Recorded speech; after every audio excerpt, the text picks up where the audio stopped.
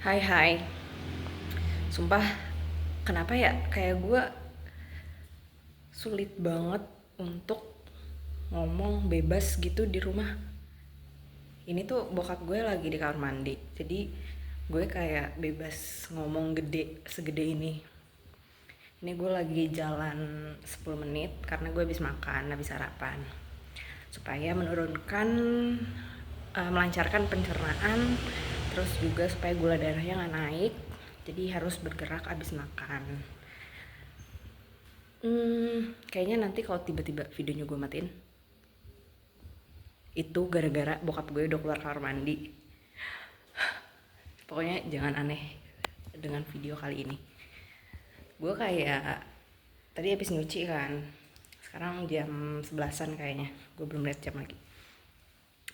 Tadi tuh gue kayak berefleksi gitu sambil nyuci. Gue kayak berefleksi mulu dah. Ya emang otak gue gak bisa berhenti berpikir aja sih. Tapi yang gue pikirin, kalau misalnya pikiran tersebut dampaknya negatif ke gue, baru gue stop untuk mikir. Kayak misalnya kayak post event itu gue ada bokap gue udah keluar, bokap gue udah keluar kamar mandi. Oke, kita ke dalam kamar supaya nggak kedengaran banget gue ngomong apa. Kayak misalnya post event sesuatu gitu, gue kayak merasa kepikiran terus terulang-ulang, kegiatan dan perlakuan gue pas habis hangout sama teman-teman gitu. Kayak gue kadang nyesel, kenapa gue kayak gini ya, kenapa gue kayak gitu ya, kayak gitu-gitu. Itu beberapa kali sering terjadi, dan itu kan overthinking, yang pikiran yang udah negatif gitu, sehingga gue kayak harus kembali lagi dan bertanya, apakah ini adalah apakah itu adalah kenyataannya atau itu hanya pikiran gue aja.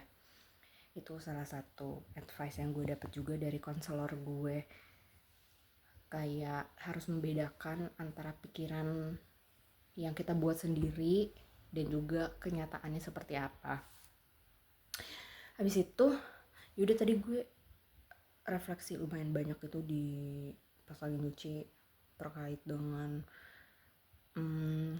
percakapan gue dengan keluarga kemarin sih, yang banyak banget ternyata setelah gue pikir ulang itu ad hominem dan menyerang gue secara personal. Itu sering banget pas lagi argumen dan ngobrolnya gitu. Kayak gue kemarin nyokap gue bilang kalau misalnya gue tuh kayak gini, kayak memutuskan untuk lepas hijab itu gara-gara lingkungan gue, gara-gara filsafat. Janganlah baca buku kayak gitu, baca Quran aja, kayak gitu. Kayak justru gue dari, kalau misalnya ada yang perlu disalahkan terkait dengan pandangan dan perilaku gue, itu yang patut disalahkan pertama itu justru adalah orang tua, yaitu ibu dan ayah gue, yang secara gak langsung membentuk diri gue yang kayak gini dari lingkungan keluarga dan didikan mereka. Jadi bukan salah lingkungan, filsafatnya itu kalau misalnya ada yang mau disalahkan terkait dengan pilihan gue. Tapi kan sebetulnya nggak ada kan ya, ini cuman pilihan murni yang sadar gue datang dari diri gue sendiri, dari hasil rasionalitas gue sendiri, dari, ya gue nggak bohong kalau misalnya gue bilang ada influence dari pemikiran-pemikiran filsafat, tapi justru itu yang membuka pikiran gue jadi lebih terbuka. Bukan, tapi ujung-ujungnya pilihan itu kan ada di tangan gue sendiri gitu. Jadi kayak apakah itu hal yang baik atau enggak, itu nggak bisa dibilang hitam atau putih aja gitu. Kayak harus lihat abu-abunya juga, karena nggak ada yang pasti. Hitam dan putih itu nggak pasti, pasti ada yang sesuatu yang harus ada compromise di abu-abu ini. Terus harus ada understanding, harus ada layer-layer yang jauh lebih berlapis gitu. Nggak bisa lu bilang hitam atau putih aja tanpa mempertanyakan kenapa dia hitam, kenapa dia putih, atau apa jangan-jangan ini karena apa jangan-jangan karena presiden lu bilang itu hitam jadi kayak lu meyakini bahwa itu hitam, atau kayak Tuhan lu bilang itu putih jadi lu meyakini secara buta kalau itu putih. Kayak banyak orang yang bilang bahwa Tuhan tuh ciptaan dari imajinasi manusia yang justru dibuat manusia untuk menyelamatkan diri mereka sendiri gitu, karena harus ada sesuatu yang lebih besar daripada mereka. Gue nggak percaya itu sih, gue percaya ada entitas yang lebih besar di sana. Gue ya menganggap diri gue cukup spiritual tapi tidak begitu religius, jadi harus dibedakan antara spiritualitas dan religiositas.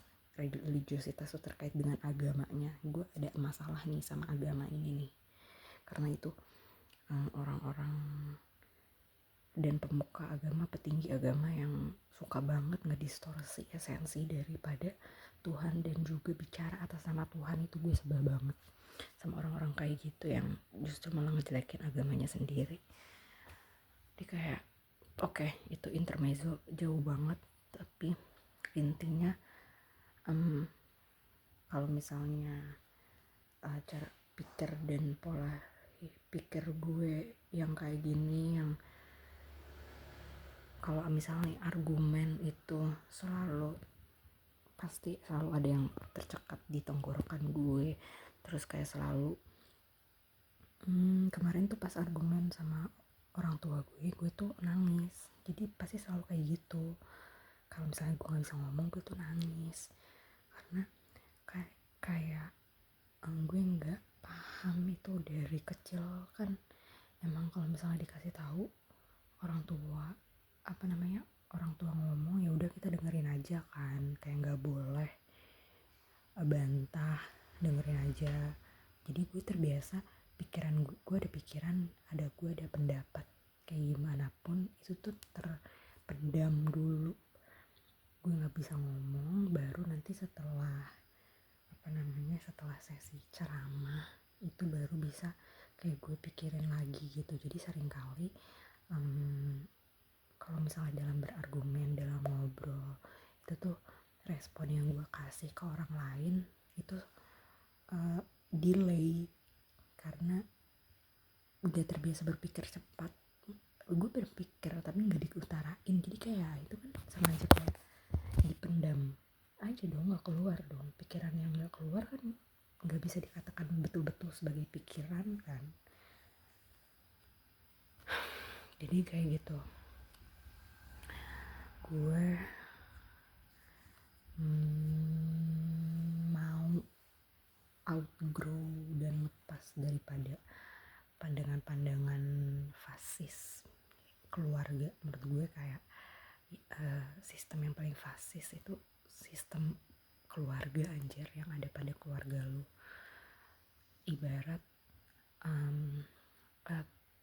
rezim yang jauh lebih otoriter yang bakal bikin lu pada fase guilt, bakal guilt tripping lu, bikin lu merasa terus-menerus merasa bersalah atas segala hal yang lu lakuin.